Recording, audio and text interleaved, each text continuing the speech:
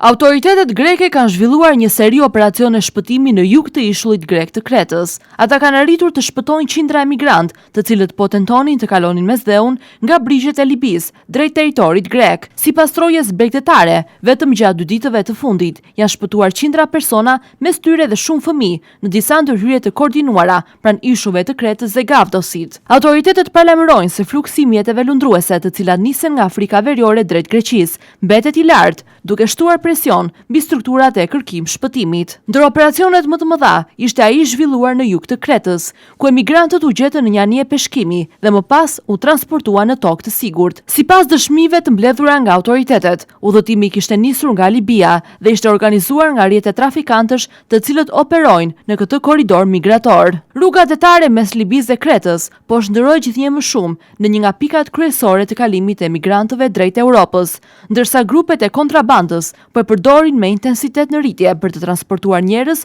të cilët synojnë të arrijnë në vendet e Bashkimit Evropian. Në këtë kontekst, qeveria greke është duke përballur me disa sfida të reja në menaxhimin e migracionit. Ministri grek i migracionit ka paralajmëruar se në Libi ndodhen ende qindra mijëra persona të cilët synojnë të nisen drejt Europës, çka mund të sjellë një shtim të mëtejshëm të flukseve në muajt në vijim. Paralelisht me situatën në terren, Parlamenti grek ka miratuar kuadrin e ri evropian për migracionin dhe azilin. Legjislacioni i ri synon forcimin e mekanizmave të menaxhimit të migracionit dhe parashikon masa të reja për trajtimin e kërkesave për azil, duke përfshirë edhe ngritjen e strukturave pritëse jashtë kufive të Bashkimit Evropian. Athina ka nisur tashmë kontakte me vende afrikane për zbatimin e këtyre politikave, ndërsa autoritetet përpiqen të përballojnë shtimin e vazhdueshëm të mbërritjeve nga brigjet e Afrikës Veriore.